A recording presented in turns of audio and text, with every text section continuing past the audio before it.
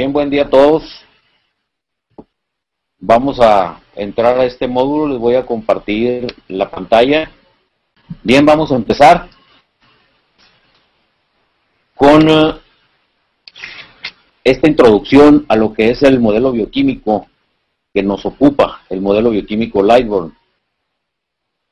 Nuestro producto en Biotexa, para que nos quede claro desde el principio, es el conocimiento. Lo que nosotros hacemos es generar conocimiento, administrar conocimiento, trasladar conocimiento, pero no de forma meramente conceptual, como lo haría una universidad o una escuela. Vamos más allá de eso y llegamos a convertir ese conocimiento en tecnología. ¿Y cómo le hacemos? ¿Con qué objetivo convertimos el conocimiento en tecnología? Con el objetivo de resolver problemas de nutrición vegetal. De momento no nos ocupa ninguna otra problemática.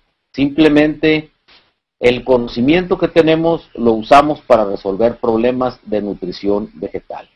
Y para ello hemos desarrollado una serie de innovaciones tecnológicas que denominamos la nutrición bio, nano, femto, tecnológica, biodinámica. Los aspectos nano y femto son las bases dimensionales de la arquitectura celular y de la arquitectura molecular. Es decir, nosotros vamos a la parte celular por medio de la nanología.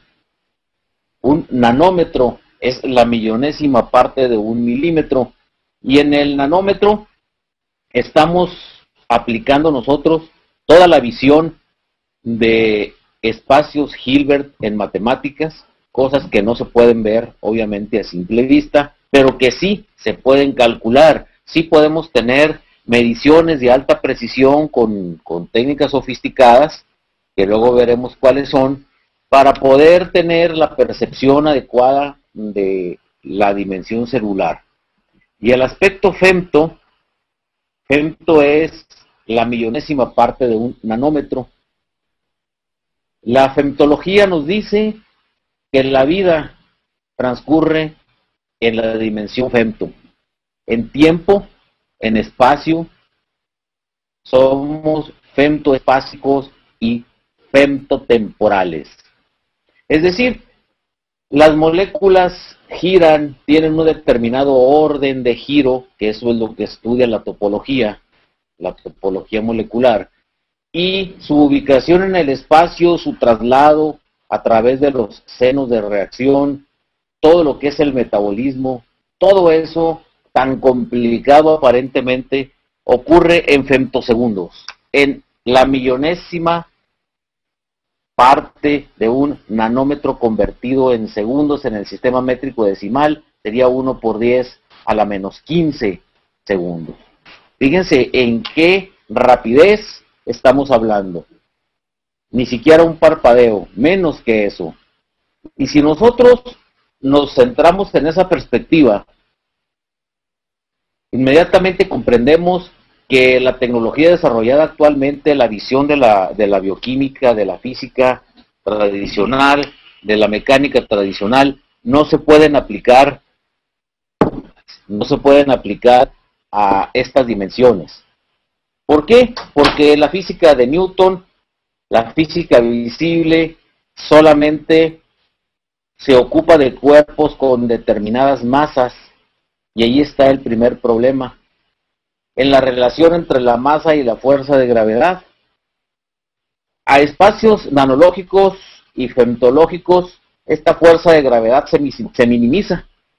Es mínimo el espacio de contacto que tenemos expuesto a la fuerza de gravedad. Entonces influyen otro tipo de fuerzas que son las que realmente nos llevan a entender toda la fisiología, toda la estructura, el porqué de cada reacción. Y aquí es en donde empezamos a entrar en otra dimensión.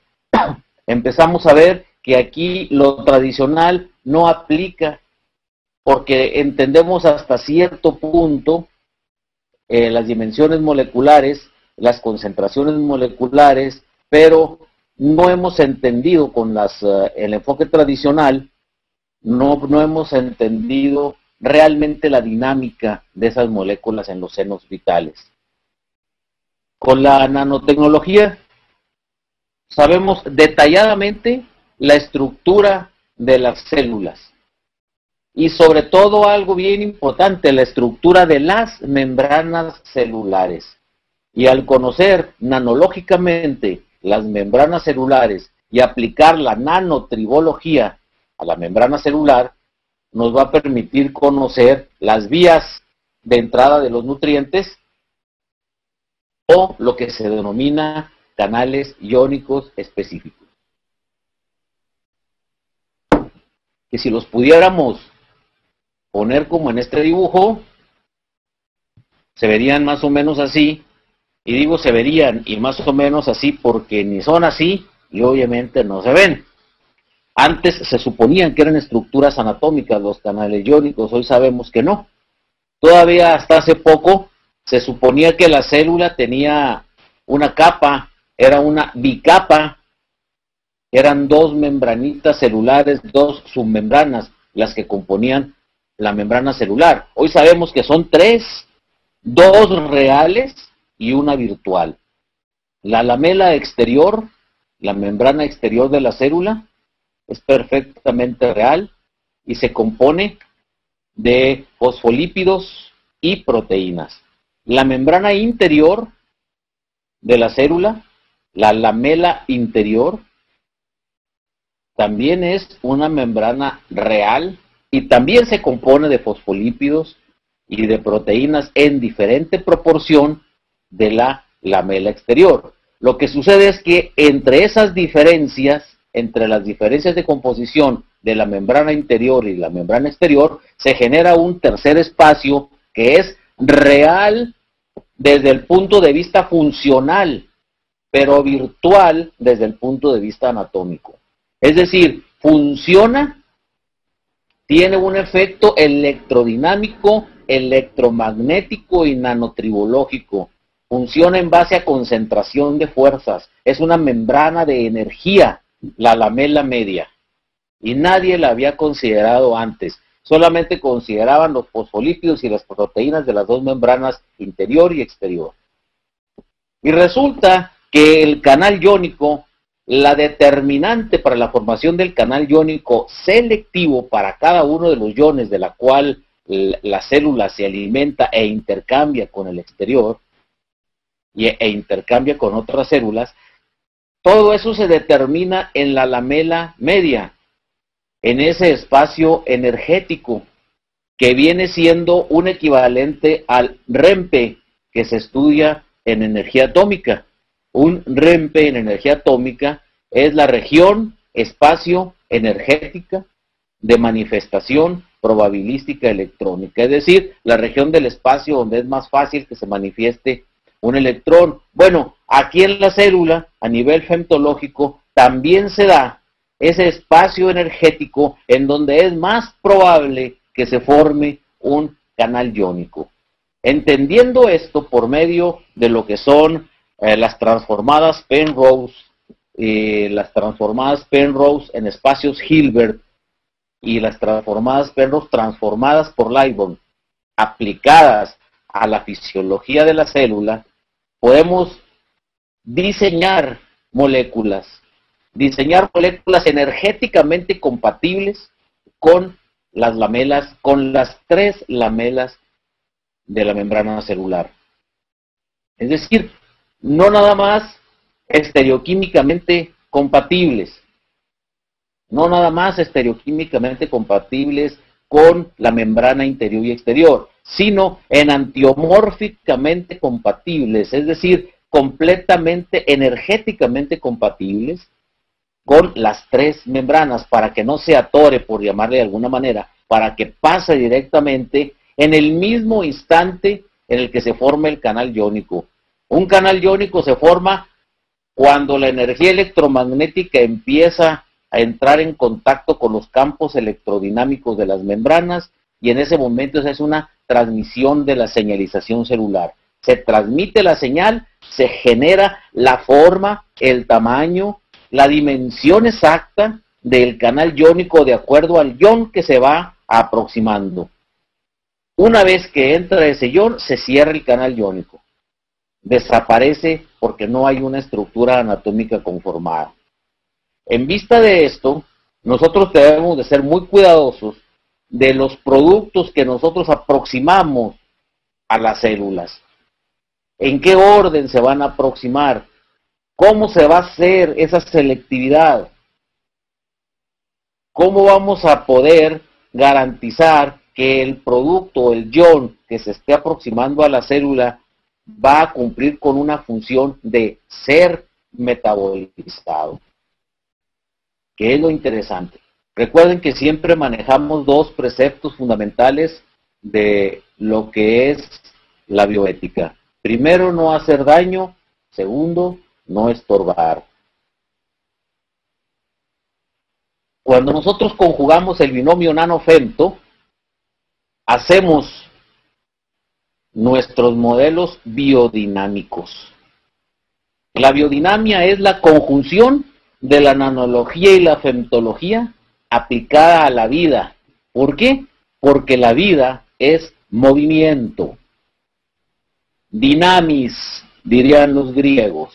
Y la dinamis de la vida tiene tres puntos importantes que la caracterizan. En primer lugar, la dinámica es un cambio. Algo que se mueve, algo que se traslada, no nomás cambia de posición, de orientación, sino que cambia de magnitud, de dirección y de sentido. Esa es la dinámica del cambio en las cuestiones de la vida. Cambiar de magnitud, cambiar de dirección, cambiar de sentido, es un cambio vectorial, ortogonal, que nosotros podemos plasmar en el lenguaje de las matemáticas y poder ir describiendo cada uno de los subcampos vectoriales en los cuales incide ese cambio. ¿Qué cambia? ¿Cómo cambia? ¿Cuándo cambia? ¿Por qué cambia? ¿En qué momento? ¿Debido a qué? Y entender esos cambios es la base fundamental de todo y toda interacción con la vida, porque se trata de que vamos a poner seres vivos en combinación con seres vivos para no estorbar, para optimizar la vida de esa planta, en el concreto de los vegetales, que nosotros estamos tratando y las debemos de tratar como un ser vivo que cambia. Los cambios se dan a un determinado flujo. Hablamos de flujo cuando estamos hablando cuantitativamente de las cantidades de las cosas que cambian. ¿Qué cambia? Lo vemos en esta fase del cambio. ¿En qué proporción cambia? Es el flujo. Y estamos hablando de flujo en varios sentidos. También el flujo tiene una magnitud, tiene una dirección y tiene un sentido. Por lo tanto, lo hablamos y lo mencionamos siempre como una cantidad vectorial.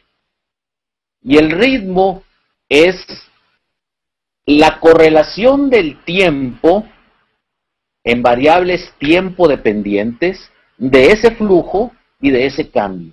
Es decir, qué cambia, cómo fluye y cómo lo hace con respecto al tiempo. Estas dos primeras grandes variables del cambio del flujo son no tiempo dependientes. La variable ritmo es necesariamente tiempo dependiente. Y cuando nosotros entendemos lo que cambia, cómo fluye y en el tiempo en el que lo hace, a qué ritmo, estamos hablando de una fase metabólica.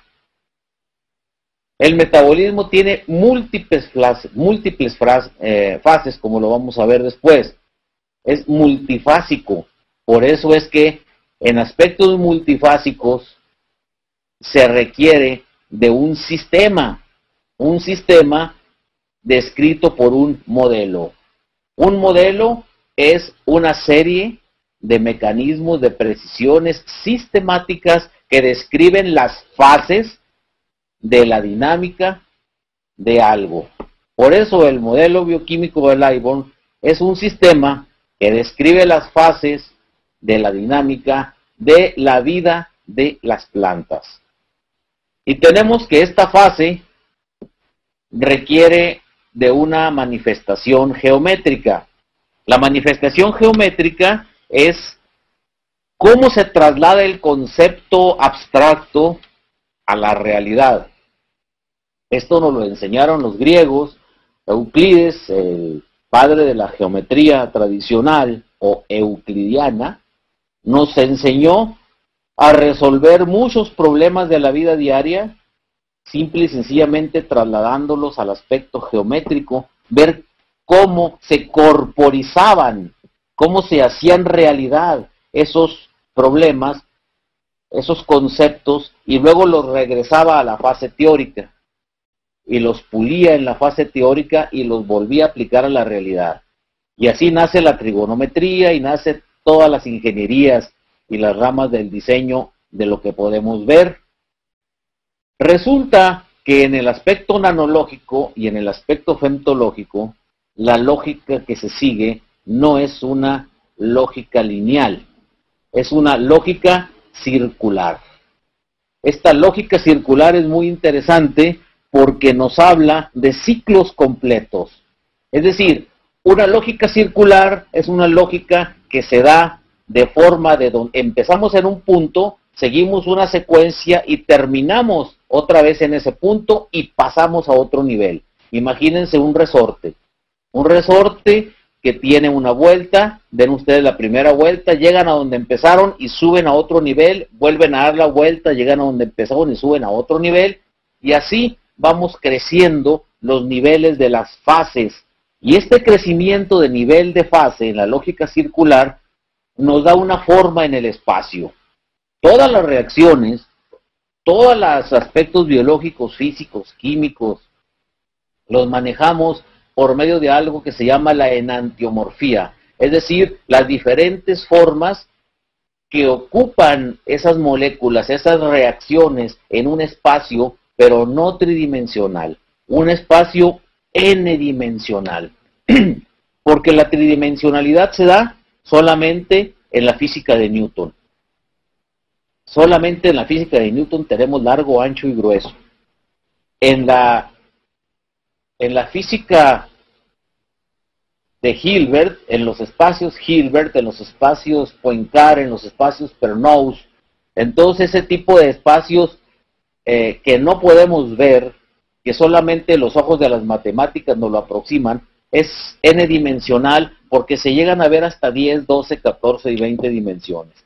Para poder entender esta solapación o este solapamiento de dimensiones, utilizamos una fase matemática que se llama topología. La topología es la parte de la matemática que estudia las formas. Una parte de las formas es la armonía y la simetría. ¿Sí? Es decir, una reacción matemática enfocada a la vida, una reacción matemática enfocada a la vida es una reacción bioquímica, biofísica, que nos va a causar un cambio a un determinado flujo, con un determinado ritmo, en alguna parte de la célula. Y ese cambio topológico se va a manifestar por medio de una señal celular que se va a ver transmitida y captada, interpretada en otra parte de la célula, y es una secuencia de instrucciones que sigue una lógica circular. Pero toda esta lógica circular topológica debe de ser simétrica y armónica. Es decir, no podemos alterar ese ritmo, esa base de flujo, esa base de cambio, esa armonía que controla la simetría matemática.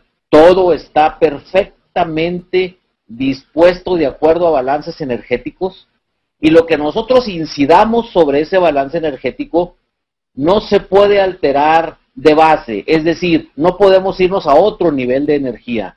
Tenemos que entender los niveles de energía a los cuales se llevan las reacciones bioquímicas sobre las cuales estamos incidiendo para no cambiar las energías. Y esto es muy fácil. Si usted va en su vehículo en la carretera y el vehículo es de transmisión manual, y mete primera, segunda, tercera, ya va en quinta, y de repente se le ocurre cambiar a reversa, está alterando completamente el flujo energético, la simetría, la armonía. ¿Y qué es lo que va a pasar? Pues va a pasar un accidente, definitivamente. No lo que usted pretendía lograr con eso, sino otra cosa extraña. Bueno, con las plantas les hacemos lo mismo, y en general a los seres vivos, ¿verdad? En general, pero nos preocupamos más por los humanos que por las plantas. Casi toda la ciencia en este sentido está enfocada a la cuestión de la sincronización topológica de los ritmos biológicos humanos. Y a las pobres plantitas, como no tienen boca, como no nos gritan cuando nos vamos aproximando a ellas, sino simplemente manifiestan tristeza o muerte, pues casi no nos importa, porque las vemos como una pérdida económica, cuando mucho. Y ustedes como participantes de esta nueva visión, pues desde ahí tiene que cambiarles la forma de ver las cosas. Las plantas también son unos seres vivos sumamente importantes, mucho más capacitados que nosotros desde el punto de vista metabólico, porque como siempre les he dicho, ellos no corren cuando llueve, ni se ponen la chamarra cuando hace frío, ni se van a la sombrita cuando hace calor. Ahí es como tienen ellos que simétricamente balancear su energía para sostener la vida. Y lo hacen por medio de lo que se llama la sincronización de los ritmos biológicos. Sincronizar los ritmos biológicos es lo más importante. Sincronía quiere decir síncronos al mismo tiempo y en tiempo simétrico, las dos cosas. Imagínense dos relojes de péndulo, uno que oscila para un lado y otro que oscila en sentido contrario. Si ustedes los unen, esos relojes, con alguna madera o con un tubo y los ponen sobre el mismo tubo, van a ver que en determinado momento los relojes van a ser sincronizados, es decir, los péndulos van a girar en la misma dirección, en el mismo sentido y en la misma magnitud. Bien, en la vida de las plantas que nos ocupa, nosotros tenemos que hacer cosas sincrónicas con ellas, no discrónicas y mucho menos anacrónicas. Una cosa anacrónica son esas tonteras que hace mucha gente de estar aplicándoles productos de alta concentración salina por la vía radicular en sistemas localizados de alta frecuencia para optimizar, según ellos, el uso del agua. Imagínense qué anacronismo está ahí. Por un lado, quiero optimizar agua, por otro lado estoy poniendo sal que es higroscópica y que está alterando la ósmosis, la presión osmótica radicular, y estoy haciendo una cosa anacrónica, pero nadie se da cuenta porque se trata de un buen negocio. Y nosotros tenemos que salirnos de la mentalidad del negocio para poder entender esto, para no hacer anacronismos. Otro anacronismo es poner ácidos en el suelo. Como siempre les he dicho con la famosa química de primero de secundaria, ácido más base igual a sal más agua. Tienes un suelo alcalino, pues échale ácido. Entonces es otra cosa anacrónica. Una cosa discrónica sería que aplicáramos un producto bueno o una circunstancia buena que ayude a la planta, pero fuera de tiempo. Siempre el agricultor anda buscando cómo ahorrarse dinero. No, pues vamos a juntar todas las aplicaciones, así solamente hacemos una sola aplicación y ahí aplicamos todo y nos ahorramos una lana. Entonces ahí meten insecticidas, meten biocidas, meten nutrientes, meten unas bola de cosas, un conjunto de circunstancias que van a no a sincronizar, sino a discronizar con el ritmo de la planta. Y la planta no sabe, en pocas palabras, qué hacer. Como si ustedes al estarse bañando se estuvieran lavando los dientes, lavando las orejas, comiéndose un hot dog y manejando la camioneta. Pues, tanta cosa tan discrónica no se puede hacer. En cambio a la planta sí hacemos nuestras famosas discronías, que yo les llamo discronías económicas, con tal de ahorrarse una lana. Nosotros tenemos que salirnos también de ahí y saber que un vegetal necesita sincronizar su ritmo biológico con lo que nosotros hagamos, o mejor dicho, nosotros tenemos que sincronizar con los ritmos biológicos de la planta, porque vamos a provocar oscilaciones metabólicas. Las oscilaciones metabólicas son los cambios en el metabolismo, en la ruta metabólica. Hay muchísimas rutas metabólicas. Y cada cambio es una oscilación que va a provocar una singularidad de fase. ¿Qué es una singularidad de fase? Hagan de cuenta que estamos hablando de una reacción en la cual dos compuestos se van acercando y como en las caricaturas se congela la imagen. Esa es una singularidad de fase. Y luego le vamos dando en cámara lenta y cada punto de la cámara lenta que va avanzando es una singularidad de esa fase. Y cada singularidad se debe de describir matemáticamente para poder entender qué es lo que está sucediendo y no bloquear, no causar estorbos y mucho menos hacer daño.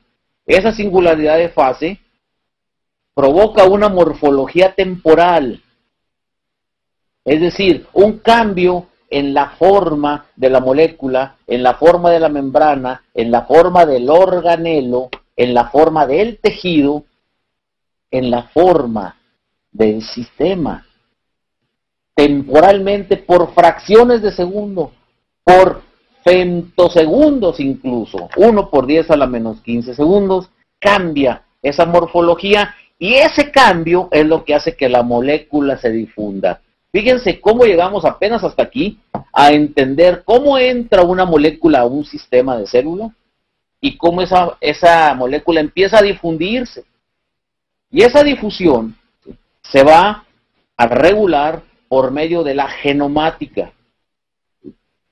Nosotros basamos nuestra nutrición genomática en puros manejos de RNA, de ácido ribonucleico. El desoxirribonucleico no lo tocamos,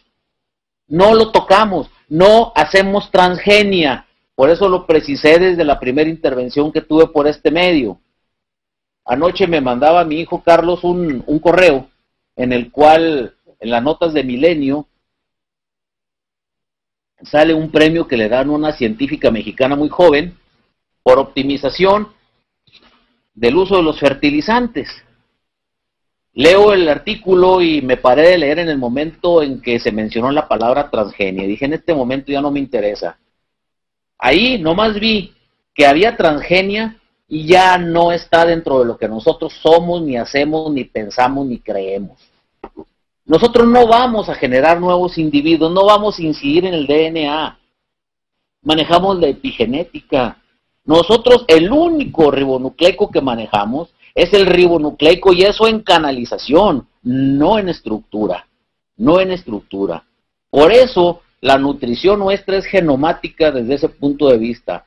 Respetamos la estructura genética propia de la planta, del individuo. No nos interesa manejar diferentes locus en el DNA para hacer resistencia ni para hacer nada de eso. Nos interesa simplemente no estorbar en el transporte, no estorbar en el mensaje, que el RNA mensajero y el RNA transportador cumplan con su función, que entremos perfectamente bien en las fases sincrónicas que luego después alcanzaremos a ver para poder hacer un continuum de producción de biomasa.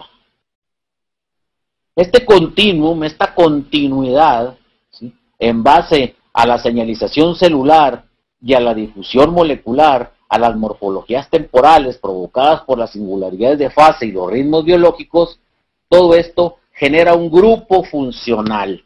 Un grupo funcional que es el cambio visible en ese grupo, lo que nosotros detectamos como una deficiencia de nutrición, como un cambio anatómico en la planta, como un cambio de coloración.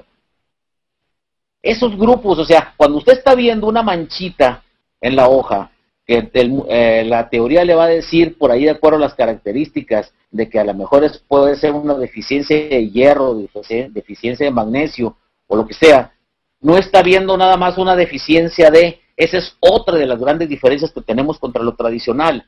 Los técnicos deficienteros son los que andan encontrando todo el tiempo o plagas o deficiencias, es decir, la capita de arriba del problema, la punta del iceberg, y sobre eso quieren resolver toda la situación de la planta. Claro que no, ¿verdad? Esa es nomás la puntita, la piel. Tenemos que entrar abajo, al centro, a la raíz del problema, a ver qué pasa. Porque esos grupos son homeomórficos y homotrópicos. ¿Qué quiere decir esto? Tienen en la homeomorfía una relación de continuidad y una relación de continuidad homotrópica, es decir, en forma y en lugar vamos a tener una correlación continua, como cuando yo le aseguro que si le duele la uña del dedo chiquito del pie izquierdo, la enfermedad no es nada más el dolor de la uña chiquita del pie izquierdo. Usted se va a sentir agüitado, usted no va a poder ni dormir, ni comer, ni estar a gusto. Todo su ser, todo su organismo, homeomórficamente va a reaccionar contra ese pequeño problemilla de la uña del pie. Y homotrópicamente, bioquímicamente va a empezar a hacer una serie de reacciones, no nada más en el dedo chiquito, sino todo su organismo va a reaccionar en función de ese problema. Lo mismo pasa en las plantas. Así es que no seamos tan simplistas de estar detectando deficiencias. Y ahí es en donde yo también soy enemigo de estar interpretando los análisis como simples inventarios. Ah, mira, ¿sí? No, aquí tienes mucho nitrógeno, fósforo y potasio, no le pongas. Y la sonrisa del productor empieza a crecer, no le pongas. Me ahorro una lana.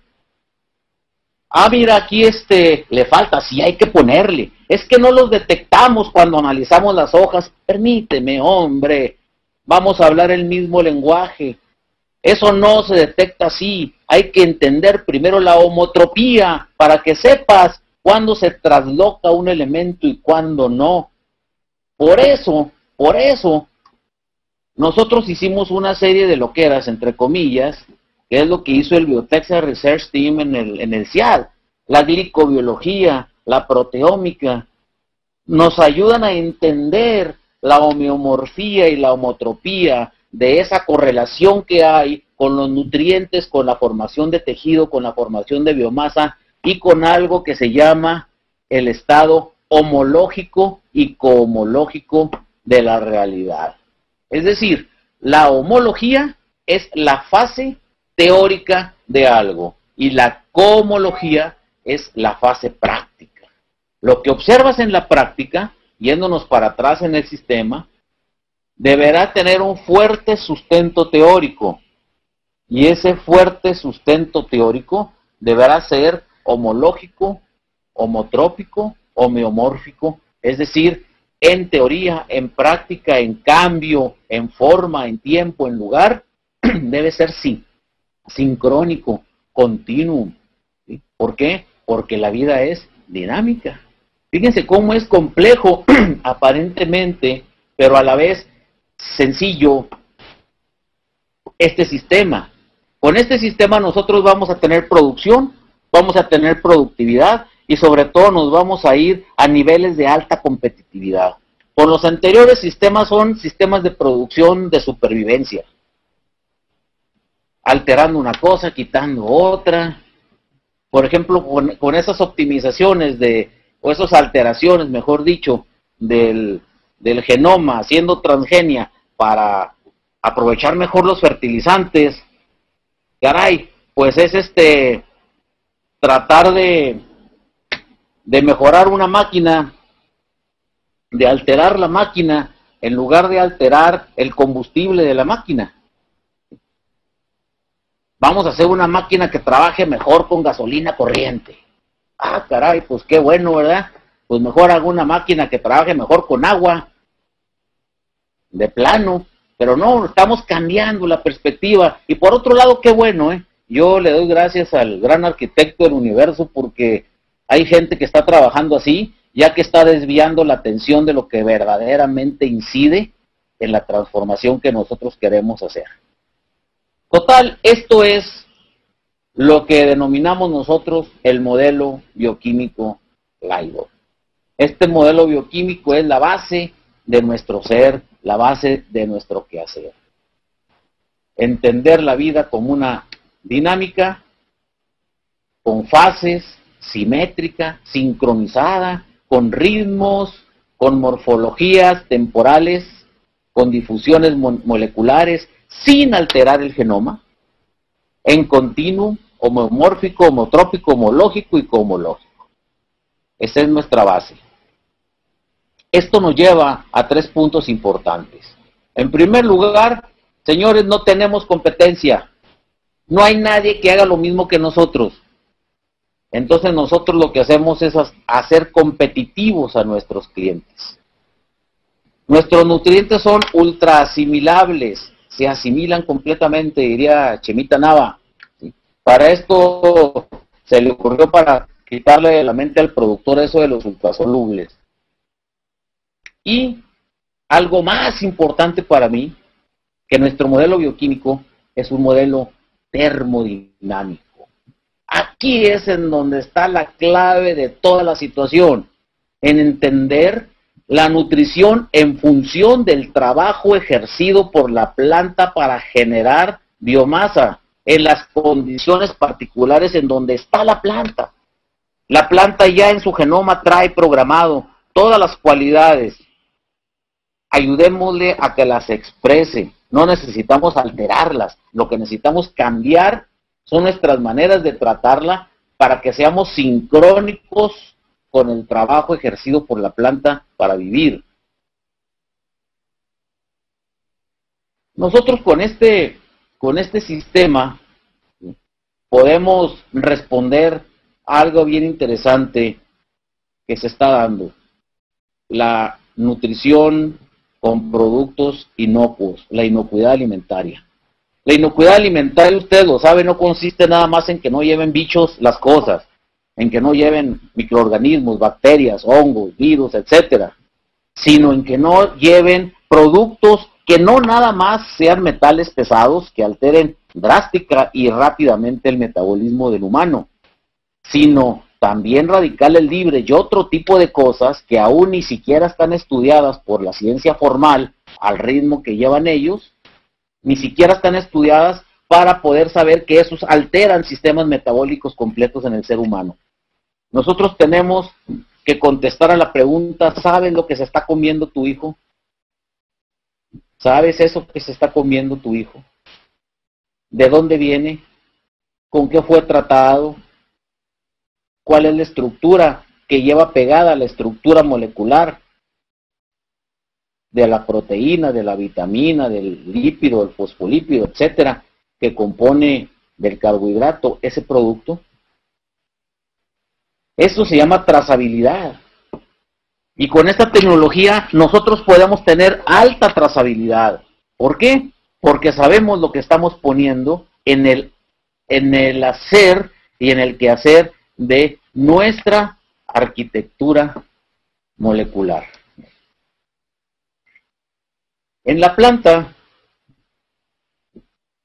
esta ingeniería del metabolismo nos permite una economía de recursos, que es lo que la hace más productiva. ¿Y por qué economiza recursos la planta? Porque la energía es sinérgica con la demanda. No gasta más en estar tratando de digerir, de metabolizar cosas que ya lograron entrar por alguna mágica razón, porque no se la explican de otra manera los que diseñan estas moléculas con las cuales se alimentan las plantas de otra forma, ¿sí? No explican, por eso yo le llamo la magia, y nosotros sí explicamos cómo le hacemos. Cómo esa molécula entró, en qué proceso de metabolismo está participando y qué recursos energéticos la planta está utilizando.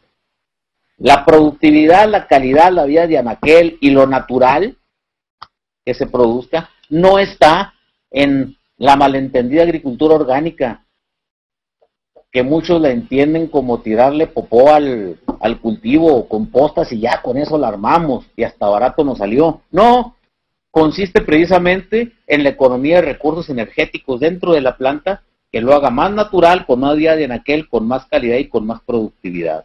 Esto es lo que nosotros tenemos, porque no vendemos botes con etiqueta, no somos fertilizantes, nuestro producto es conocimiento, conocimiento transformado en programas de nutrición, expresado en productos ultrasolubles que nosotros llamamos Nubiotec.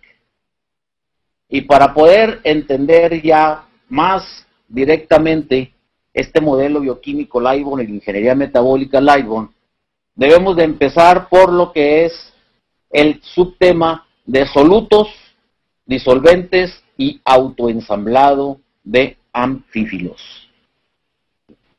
Sabemos que nosotros manejamos coloides. ¿Y por qué manejamos coloides? El estado coloidal es el estado que agrupa a todos los demás estados de la materia. Agrupa el estado sólido, el estado líquido, el estado gaseoso y el estado plasmático.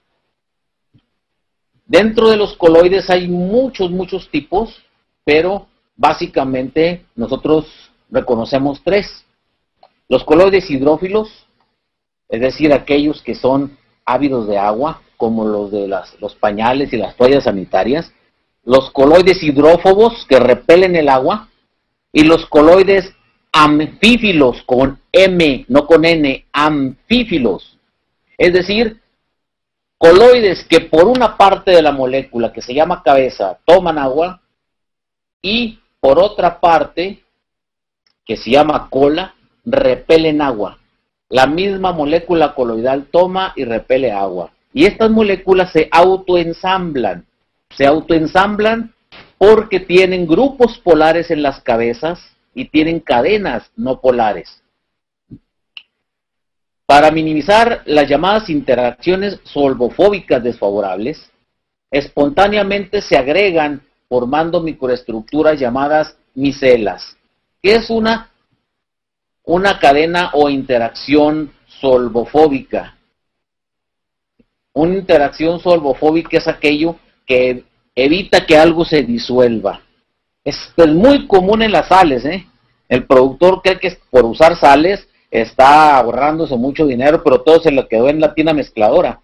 Él cree que está aplicando kilos y kilos y kilos de cosas disueltas y resulta que no. Y luego llegan al suelo y ahí se le quedan también. Y de lo que llega al suelo hay solvofobicidad, es decir, en la micela de suelo, en el espacio de agua que contiene el suelo, en el potencial mátrico del suelo, no todo se disuelve. En cambio, los coloides anfifílicos minimizan esas alteraciones solvofóbicas y se agregan formando microestructuras micelares que tienen características importantes como las siguientes. Uno, se forman espontáneamente. Esto es bien importante. Espontáneamente empiezan a formarse esos agregados microestructurales micelares. Dos, esa agregación es un proceso que yo le llamo start, stop, start. Es decir, empieza, para y empieza. Automáticamente se regula. Y estos agregados tienen propiedades bien definidas. Y dependen esas propiedades del máximo radio de una micela esférica, directamente determinado por la longitud de la cadena hidrocarbonada. Este es el secreto de nuestros coloides anfífilos, ¿sí? El grado máximo de esa radio de la esfera micélica es directamente proporcional a la longitud de la cadena de carbonos e hidrógenos. Esto le da unas características importantísimas a las moléculas anfifílicas. Se asocian físicamente y no químicamente. Nuestros coloides se asocian físicamente y no químicamente. Forman agregados de tamaño y de forma donde nos dan una adaptabilidad tremenda a las diferentes condiciones de temperatura, de pH, de conductividad eléctrica, etcétera. Esta es la razón por la cual nosotros no dependemos ni de las temperaturas, ni del pH, ni de la conductividad eléctrica, ni del suelo, ni de las soluciones. Y es en donde los hidroponistas se dan contra la pared, porque ellos creen que checándole la conductividad eléctrica y el pH de la solución nutriente que ponen al iniciar, y luego a lo que les queda el final, el resto, la diferencia, de alguna forma y por alguna proporcionalidad, por cierto, no muy bien sustentada desde el punto de vista de la matemática avanzada, dicen que la planta lo tomó. Y eso no es cierto, ¿verdad? Obviamente no es cierto. Y se van para atrás cuando les decimos, no importa, aquí no importa el pH que tengan, ni la conductividad eléctrica, la solución, ni nada. Y el producto final, el tomate, el chile, lo que sea que estén produciendo, sale perfectamente bien y lo tenemos comprobadísimo, ¿verdad? En la realidad, comprobadísimo. Pero esta es una de las razones que nosotros nos asociamos físicamente y no químicamente. La temperatura crítica que nosotros manejamos se llama temperatura de Kraft. Esa temperatura de Kraft es la que la solubilidad del surfactante iguala la concentración micelar crítica. Fíjense, ¿cuál es el surfactante? El surfactante viene siendo el producto coloidal que nosotros estamos aportando, es el que regula la concentración micelar crítica, es decir, la cantidad de micelas que se estén formando con el limitante que tenga la característica del suelo o la característica del medio artificial del cultivo o incluso el agua pura. Esto es bien importante porque esta temperatura Kraft es característica para cada surfactante. Abajo de esta temperatura el coloide se va a cristalizar. Ahí está una de las cosas por las cuales dicen, ay, es que el Ultra N se congeló. ¿Cuál se congeló, hombre? Se cristalizó. ¿Por qué? Porque damos la situación de que el surfactante está abajo de la temperatura del Kraft. Es decir, no se les fue el nitrógeno, para que se entienda mejor. El hecho de que un Ultra N esté cristalizado le está diciendo, mire, cambió la temperatura y no se fue, no se evaporó, no se lixivió, no se eutetizó, no le pasó nada al nitrógeno este. Está disponible para que la planta se lo tome cuando empiece a darse el fenómeno osmótico difusivo en el seno del suelo, que es en donde queremos que se libere. No queremos que se libere el producto fuera del suelo. Queremos que en el suelo, ahí, en el momento, al ritmo de la planta. Y el ritmo de la planta lo va a marcar precisamente algo que se llama el número de surfactación o número surfactante. Este número de surfactación es una relación entre el volumen, la longitud de la cadena hidrocarbonada y el área del grupo cabeza. Y esto va a definir la estructura molecular y la arquitectura del coloide. En el caso concreto de nosotros, lo que yo he desarrollado aquí es que ese volumen, ¿sí?, estamos hablando de 0.027 de número de átomos de carbono por cadena en relación con el número de grupos metilo, de tal forma que la longitud de la cadena hidrocarbonada es de 0.15 más 0.127 según ecuaciones aplicadas de Van der Waals. Esto nos dice que en nuestra empresa las moléculas esféricas micelares tienen un NS de 0.33, hacemos cilindros infinitos de NS 0.5, bicapas palmares de NS igual a 1 y cilindros invertidos y micelas de NS mayor que 1. Y aquí están las formas. Esas son las formas de nuestras micelas, de nuestros agregados micelares. Y se dan en el suelo y se dan en el seno de la planta cuando está entrando las moléculas de la membrana celular, y se dan en todo lo que es la planta. Es decir, manejamos la relación suelo, planta, agua, atmósfera, con algo perfectamente medido, incluso en curvaturas principales.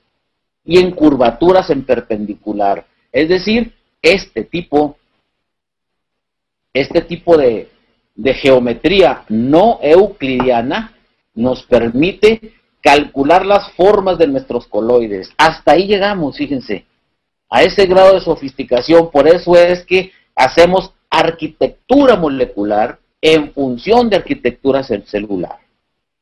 Otra cosa importantísima consecuencia de esto es la entropía de las soluciones mixtas y las soluciones regulares. Es decir, la cantidad de desorden de energía libre que vamos a tener ahí, y aquí vamos a comparar la fisicoquímica coloidal contra lo tradicional. Tradicionalmente tenemos que esa energía libre de Gibbs va a ser dada en una mezcla con tres posibles cosas. Tengo el producto A y el B. La primera posibilidad es que las concentraciones de A y B me den un equivalente de completa miscibilidad, totalmente se integró. La segunda es que haya miscibilidad parcial, porque la concentración de A va a ser mayor que la de B, o la de B mayor que la de A. Y la tercera es que haya completa inmiscibilidad, es decir, que no se puedan mezclar porque son mucho mayores las concentraciones de uno o de otro. Y esto es clásico. Se da en el matraz, se da en la cuba de reacción, se da en donde el productor a veces combina, en esas pilas donde combina todas las cosas de las sales y todo eso que va a hacer. Ahí se dan estas tres posibilidades. Y muchas veces la última, esta, se da dentro de la planta, que es lo peor. ¿Sí? Vamos a suponer que lográramos una miscibilidad completa afuera de la planta. Es decir, la revoltura que usted haga quedó transparentita, muy bonita. ¿Sí? Llegó al suelo y resulta que ahí en el suelo cambiaron las condiciones físico-químicas, la termodinámica obviamente es distinta, ¿sí? El balance entrópico entálpico es completamente diferente y resulta que hay una miscibilidad parcial. Ya no todo se alcanzó a disolver, algo está precipitadín por ahí. Y de eso que quedó libre, logró vencer la presión osmótica por el déficit de presión difusiva, llegó, se formó el canal iónico y ¡pum!, entró a la planta. De eso, dentro de la planta, se va a producir esto. Ya no va a haber completa miscibilidad de esas moléculas y vamos a tener precipitaciones dentro de los haces conductores y parénquimas de la planta. Haga de cuenta una persona con alto colesterol, con problemas de circulación, ¿sí?, varicoso y con problemas artrósicos, es decir, de las articulaciones. Eso en el ser humano se da, y se da por esta cosa, por esta parte en nuestra dieta, ya dentro del organismo. En las plantas las estamos intoxicando de esa forma. Y mucho de ese tóxico, ¿sí?, vamos a suponer que la librara y que la planta llegara a fructificar bien, va al fruto que nosotros nos comemos. Y ese es el problema. Entonces nosotros tuvimos que dar una respuesta termodinámica a esa situación. Y empezamos a desarrollar un esquema de alta probabilidad estocástica. Es decir, de no nada más la típica combinación y permutación de primero de prepa, que es la que usa todo el mundo, sino empezamos a entrar en sistemas de multicomplejidad y decimos, ok, una concentración con otra concentración y otra concentración, ¿cómo le hacemos para que siempre esté a disposición sin bloqueo? Y tenemos una ecuación en la cual con estos factoriales empezamos a calcular las concentraciones omega final y omega inicial, es decir, ya no nada más la precipitación física, sino la compatibilidad electrodinámica de los productos que estamos metiéndole a la planta en función de la electrodinamia y el magnetismo generado en polaridades y polarizabilidades enantiomórficas dentro de la estructura celular. Y está perfectamente calculado para nosotros en estas ecuaciones y llegamos a lo que es el fenómeno de difusión mutua. Para nosotros ya la difusión se da. entre el cambio entálpico igualado perfectamente con ese cambio en la energía interna dentro de la planta. Y esta lo llamamos nosotros la energía total de interacción. Esto, damas y caballeros, es lo que pasa en la lamela media. En la lamela interna y externa pasan los fenómenos gruesos de la interacción físico-química. Aquí en la lamela media de la membrana estamos trabajando en cambios entálpicos igualados con cambios de energía interna. Y aquí es en donde tenemos que utilizar este tipo de ecuaciones para calcular las interacciones de energías a partir de la entalpía de vaporización. Entonces, por ejemplo, en el Ultra N, es un ejemplo muy sencillito, ¿sí? Ese cambio en el delta H de vapor, en la entalpía de vaporización, de 29.7 kilojoules por mol, nosotros calculamos esa WAA asumiendo que cada molécula tiene 6 vecinos. ¿Por qué? Porque nosotros manejamos 5 tipos de nitrógeno diferentes. 5 más el punto de contacto ya son 6 vecinos. Desde ahí empieza el grado de complejidad diferencial entre lo que nosotros hacemos y lo que hacen los demás. Ahí tenemos ya el cálculo en base al ZB igual a 6, con los calores, con los cambios de energía, ¿sí? Donde empezamos a evitar los conteos de interacción doble. Hasta eso cuidamos. Con este factorcito que está ahí, que ¿por qué lo puso ahí Livon? Bueno, pues porque viene de interacciones maximizadas de las Newman-Pernos modificadas por su servidor. Y entonces aquí minimizamos los conteos dobles. Y por cierto, a lo mejor este sistema lo deberían de aplicar en las elecciones para que no hagan tranza, pero es otro boleto. Aquí nosotros contamos las moléculas, les ponemos la correspondiente de acuerdo al número de Avogadro y a las temperaturas correlativas del ambiente a 25 grados. Y empezamos a hacer todos los cálculos de tal forma que garantizamos matemáticamente, esto es la homología, que ese nitrógeno se va a mover, va a llegar al suelo, va a entrar a la planta, va a procesarse dentro de la planta y va a integrarse a rutas metabólicas de forma congruente. Entonces la energía libre de Gibbs mixta nos la da una ecuación. Y lo mismo hacemos para todas las circunstancias. ¿Sí? Podemos calcular esas energías libres mixtas de Gibbs. Esto nos da algo bien interesante. El potencial químico para nosotros es el concepto termodinámico central en la descripción de lo que nosotros llamamos los sistemas multicomponentes. Nuestros sistemas coloidales se agregan físicamente, pero químicamente es la termodinámica central la que nos va a marcar ese cambio químico. Y esa termodinámica central está dada por esta serie de ecuaciones en las cuales nosotros calculamos la interacción por medio de electrófilos, superelectrófilos y una serie de conceptos gitónicos y distónicos de la molécula, la interacción de esa molécula con el agua, calculamos los potenciales químicos, ¿sí? Y podemos aseverar que los potenciales químicos dan los cambios en la energía libre por cada molécula en el sistema. Y esta propiedad determina la habilidad o viabilidad de los componentes para redistribuirse y ser usados en el sistema coloidal.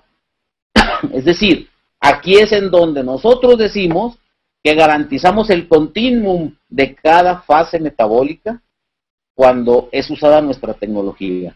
Nadie más lo puede hacer y pregúntenlo a quien quieran, que les describa el potencial químico del cambio de energía libre por cada molécula en el sistema una vez que su producto entraba a la planta. Y si se lo responden, los felicitan y me tachan a mí de hablador. En una solución, el potencial químico del solvente lo tenemos que expresar en la presión osmótica. ¿Por qué? Porque usamos agua. El productor riega con agua. Con agua hay un chorro de cosas que van en el agua, pero normalmente es agua. ¿Sí? Entonces, este potencial químico expresada en presiones osmóticas nos viene dando campos gravitacionales externos que afectan la distribución de los componentes del sistema coloidal. Y fíjense cómo está aquí la cosa. Dijimos en un principio que la gravedad no nos llegaba a afectar en aspectos nano y femto, pero una vez integrados coloides, una vez hechos micelas, ya nos volvemos a nivel micra, por eso llamamos micronización, y entonces ya estamos afectados por el campo gravitacional externo. Esto es bien importante